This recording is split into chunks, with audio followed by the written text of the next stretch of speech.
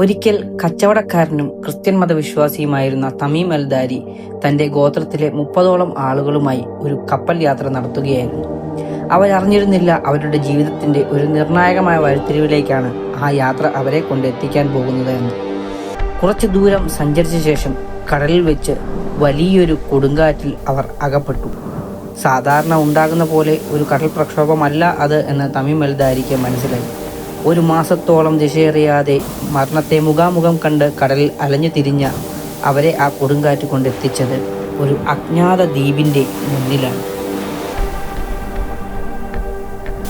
അകലെ മൂടൽമഞ്ഞിൽ പുതഞ്ഞ ആ ദ്വീപ് കണ്ടപ്പോൾ ആ മനുഷ്യർ ആർപ്പ് വിളിച്ചില്ല. അവർ പുഞ്ചിരിച്ചതുമില്ല. കാരണം ആ ദ്വീപിനെക്കുറിച്ച് എന്തോ ഒരു അസ്വാഭാവികത അവർക്ക് തോന്നിയിരുന്നു. എന്നാൽ അവർക്ക് മറ്റു വഴികളില്ലായിരുന്നു. അവരുടെ പക്കലുണ്ടായിരുന്ന ഭക്ഷണം തീർന്നിരുന്നു. അവരുടെ ശക്തി ക്ഷയിച്ചിരുന്നു. കപ്പലാകട്ടെ തകർന്നുകൊണ്ടിരിക്കുകയായിരുന്നു. അവരുടെ ഇതുവരെയുള്ള യാത്രകളിൽ അവർ കണ്ടിട്ടുള്ള മറ്റു ദ്വീപുകളിൽ നിന്നും വ്യത്യസ്തമാക്കുന്ന എന്തോ ഒന്ന് ഈ ദ്വീപിലുണ്ടെന്ന് അവർക്ക് മനസ്സിലായി. എന്തൊക്കെയോ നിഗൂഢതകൾ ഈ ദ്വീപിനുള്ളിൽ ഒളിഞ്ഞിരിപ്പുണ്ട്. കടൽ പ്രക്ഷോഭത്തിൽ ആഞ്ഞടിച്ച തിരമാലകളെ ചെറുത്തു നിൽക്കാൻ അവരുടെ കപ്പലിന് ശേഷിയുണ്ടായിരുന്നില്ല. ഭാഗികമായി കപ്പൽ തകർന്നതിനാൽ ചെറിയ വള്ളങ്ങളിലായി അവർ ആ ദ്വീപിലേക്ക് തുഴഞ്ഞു നീങ്ങി. ദ്വീപിലിറങ്ങിയ അവർക്ക് യാതൊരു രീതിയിലുള്ള മൃഗങ്ങളുടെയോ പക്ഷികളുടെയോ സാന്നിധ്യം കണ്ടെത്താനായില്ല. എങ്ങും നിശബ്ദത തളം കെട്ടിക്കിടക്കുന്ന മരങ്ങളാൽ തിങ്ങി നിറയപ്പെട്ട ആ ദ്വീപിലെ കാടുകളിലൂടെ അവർ നടന്നു നീങ്ങി. പെട്ടെന്നാണ് അവരെ ഞെട്ടിക്കുന്ന ഒരു ഭയാനകമായ കാഴ്ച അവർ കാണുന്നത്. ശരീരം മുഴുവൻ രോമങ്ങളാൽ നിറഞ്ഞ് മുൻഭാഗമേത് പിൻഭാഗമേത് എന്ന് തിരിച്ചറിയാൻ കഴിയാത്ത വിധത്തിലുള്ള ഒരു ഭീമാകാരനായ വിചിത്രജീവി അവർക്ക് മുന്നിൽ പ്രത്യക്ഷപ്പെട്ടു. ഭയന്നു നിന്ന അവരോട് ആ ജീവി ഇപ്രകാരം പറഞ്ഞു: "ഞാൻ അൽ ജസ്സാസയാണ്. ആ ഗുഹയ്ക്കുള്ളിൽ ഒരാൾ നിങ്ങൾക്കായി കാത്തിരിക്കുന്നു." അയാളെ പോയി കാണാനും ആ ജീവി അവരോട് ആവശ്യപ്പെട്ടു.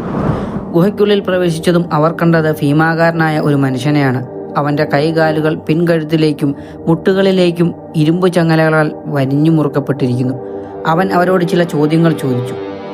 ബൈസാൻ പ്രദേശത്തെ ഈന്തപ്പനകൾ കായ്ക്കുന്നുണ്ടോ? ഉണ്ട് എന്ന് അവർ മറുപടി നൽകി. എങ്കിൽ ഉടൻ തന്നെ അതെല്ലാം ഇല്ലാതാകുന്ന ഒരു കാലം വരും, അവൻ അവരോട് പറഞ്ഞു. വീണ്ടും അവൻ ചോദിച്ചു, തിബ്രിയ തടാകത്തിൽ വെള്ളമുണ്ടോ? ഉണ്ടെന്ന് അവർ മറുപടി നൽകി. എന്നാൽ അതും വറ്റിപ്പോകുന്ന ഒരു കാലം വരാനുണ്ട് എന്ന് അവൻ അവരോട് പറഞ്ഞു. സൂഗർ എന്ന അരുവിയിൽ വെള്ളമുണ്ടോ? ജനങ്ങൾ അത് ഉപയോഗിക്കുന്നുണ്ടോ? ഉണ്ട്, ജനങ്ങൾ കൃഷിക്കും മറ്റാവശ്യങ്ങൾക്കായും അത് ഉപയോഗിക്കുന്നുണ്ട് എന്ന് തമീം ദാരി അവനോട് പറഞ്ഞു. എന്നാൽ അതും അധികം വൈകാതെ വറ്റിപ്പോകുമെന്ന് അവൻ അവരോട് പറഞ്ഞു. അവസാനമായി അവൻ വീണ്ടും ഒരു ചോദ്യം ചോദിച്ചു.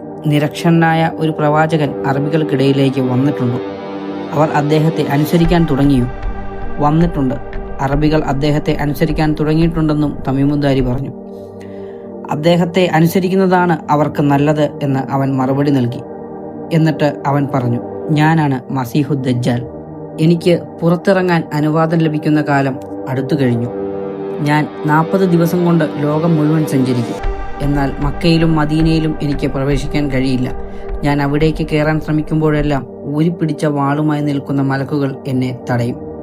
ഇത്രയും പറഞ്ഞ് അവൻ അവസാനിപ്പിച്ചു. പിന്നീട് അവിടെ നിന്നും രക്ഷപ്പെട്ട് തമീം ദാരി മദീനയിലെത്തുകയും പ്രവാചകൻ മുഹമ്മദ് നബി സല്ലല്ലാഹു അലൈഹി വസല്ലമയെ കണ്ട് ഈ കാര്യങ്ങൾ വിവരിക്കുകയും ചെയ്തു. തമീം ദാരി പറഞ്ഞ കാര്യങ്ങൾ താൻ ദജ്ജാലിനെ കുറിച്ച് അനുചരന്മാർക്ക് നൽകിയ മുന്നറിയിപ്പുകളുമായി യോജിക്കുന്നതാണെന്നും പ്രവാചകൻ സ്ഥിരീകരിച്ചു. ഈ സംഭവത്തിന് ശേഷം തമീം ദാരിയും സംഘവും ഇസ്ലാം മതം സ്വീകരിക്കുകയും ചെയ്തു. അവർ അന്ന് പറഞ്ഞ കാര്യങ്ങൾ വെച്ച് നോക്കുമ്പോൾ അവർ ദജ്ജാലിനെ കണ്ടത് മെഡിറ്ററേനിയൻ സീയിലെ ദ്വീപുകളിലോ അല്ലെങ്കിൽ യമൻ സീയിലെ ദ്വീപുകളിലോ ആയിരിക്കാം എന്നാണ് മഹാന്മാർ പറയുന്നത്. പക്ഷേ ഇന്നും ആ ദ്വീപ് ഏതാണെന്ന് ഇതുവരെ ആർക്കും കണ്ടെത്താനായിട്ടില്ല. വീഡിയോ ഇഷ്ടപ്പെട്ടാൽ ലൈക്കും സബ്സ്ക്രൈബും ചെയ്ത് ചാനലും സപ്പോർട്ട് ചെയ്യുക. അപ്പോൾ അടുത്ത വീഡിയോയുമായിട്ട് എത്തുന്നത് വരെ ബൈ.